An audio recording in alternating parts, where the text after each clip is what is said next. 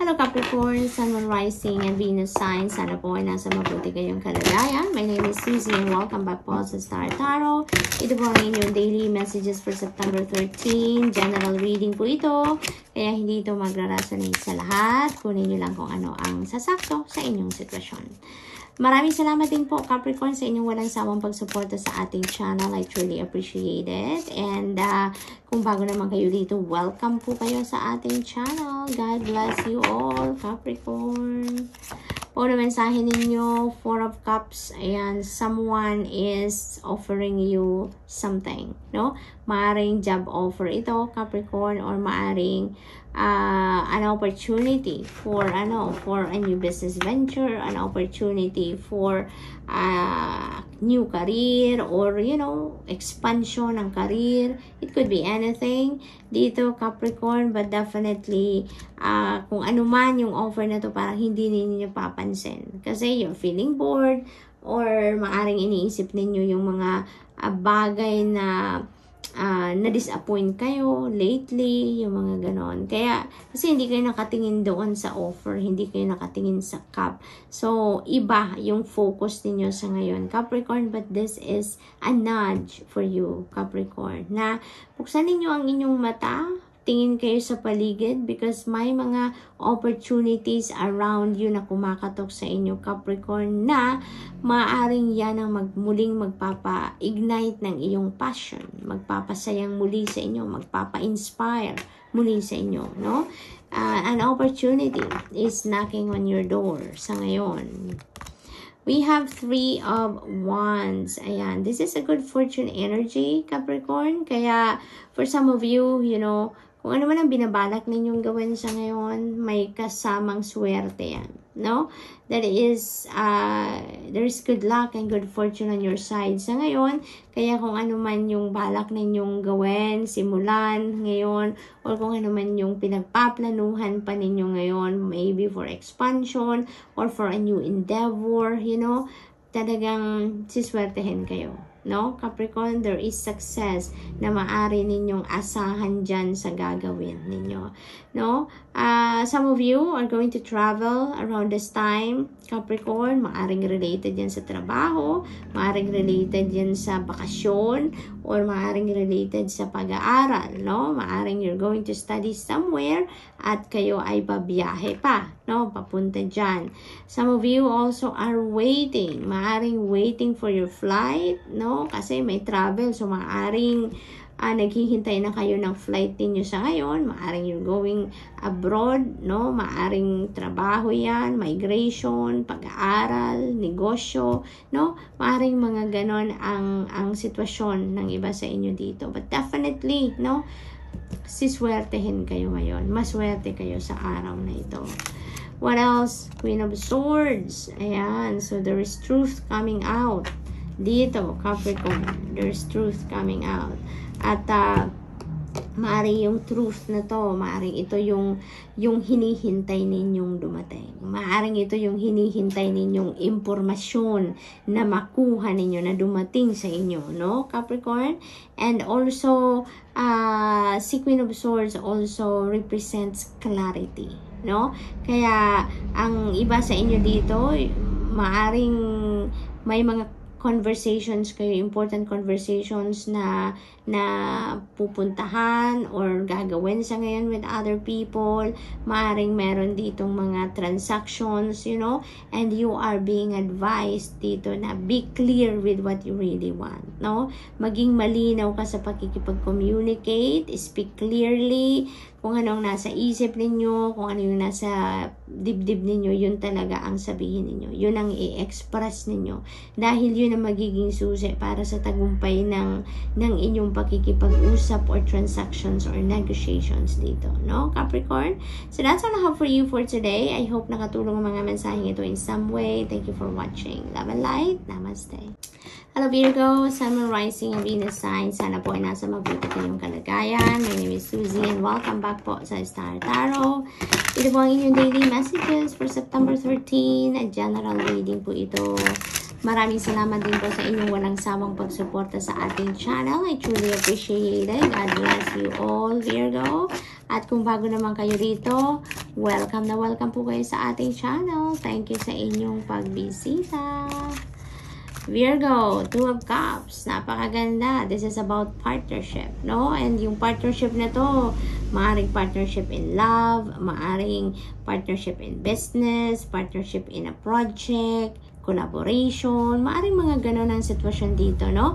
Ng iba sa inyo, Virgo. This could also be a new love connection talaga na maaring pasukin ng iba sa inyo. Maaring meron ng liligaw for some of you dito, Virgo, and maybe you are ready to enter that new love and romantic relationship, no? Ang maganda dito, Virgo, kung anumang klaseng relationship ang papasukin or sisimulan ninyo ngayon, no? Ano kayo, kayo at yung person ninyo, parang ang lalim na ng inyong pinagsamahan. Parang ganon ang dating, no? Parang matagal na kayong magkakilala. Alam mo yun? Kaya mag-a-agree kayo sa halos lahat ng bagay. You will be on the same page. You are on the same wavelength. Parang you are in sync all the time. Yung mga ganon. Kaya magiging successful ang kung ano man ang relationship na to na papasukin or sisimulan ninyo, Virgo. We have Magician. Napakaganda. Napakaganda. The power is in your hands. Sa ngayon, Virgo, the power to manifest what you really want to manifest in life ay nasa inyong mga kamay, no? Yung power na to make things happen sa buhay ninyo, yung mga heart's desires ninyo, yung mga pangarap ninyo, yung mga minimithi ninyo sa buhay na gusto ninyong makita sa buhay ninyo, binibigyan na kayo ng kapangyarihan ngayon para gawin na ninyo, no?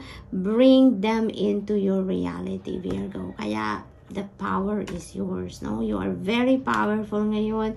You are the alchemist, kumbaga, sa ngayon. Kaya take advantage of that energy, Virgo. Simulan nyo na ngayon, no? Simulan nyo na ang pag-take ng steps para doon sa paglapit ninyo doon sa kung ano man ang inyong mga pangarap, okay? We have Hierophant. Maybe you're asking for advice, no? Maaring you're asking advice from other people on what you need to do. Kung anong ipa-prioritize ninyo. How are you going to roll out your plans, no? Maaring ganon. May mga consultation siguro kayo na ginagawa sa ngayon, no?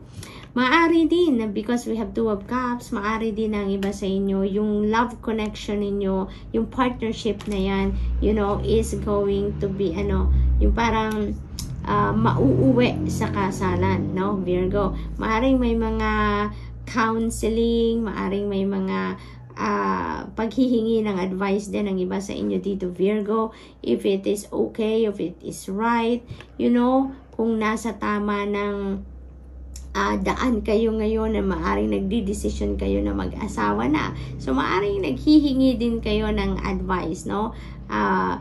From other people. Like, siguro yung mga pare, pastor, maaring lumalapit kayo sa mga ganon. Klaseng tao, spiritual advisor, counselor, mentor, yung mga ganon, no? Maaring nagkukonsulta kayo at naghihingi kayo ng kanilang opinion about sa pagpapakasal, about siguro sa pag-aasawa, yung mga ganon. So, good luck dito, Virgo, and that's all I have for you for today. I hope nakatulong ang mga mensaheng ito in some way. Thank you for watching. Love and light. Namaste. Hello, Taurus, Sun, Moon, Rising, and Venus sign. Sana po ay nasa mabuti kayong kalagayan. My name is Susie, and welcome back po sa Star Tarot. Ito po ang inyong daily messages for September 13. At general reading po ito, kaya hindi ito magre-resonate sa lahat. Kunin nyo lang kung anong sasakto sa inyong sitwasyon. Maraming salamat din po sa inyong walang sawang pagsuporta sa ating channel. I truly appreciate it. At God bless you all, Taurus, no? Kung bago naman kayo dito, welcome kayo sa ating channel po. We have Queen of Cups. Ayan, so you are very intuitive ngayon, Taurus. You are very sensitive, very intuitive.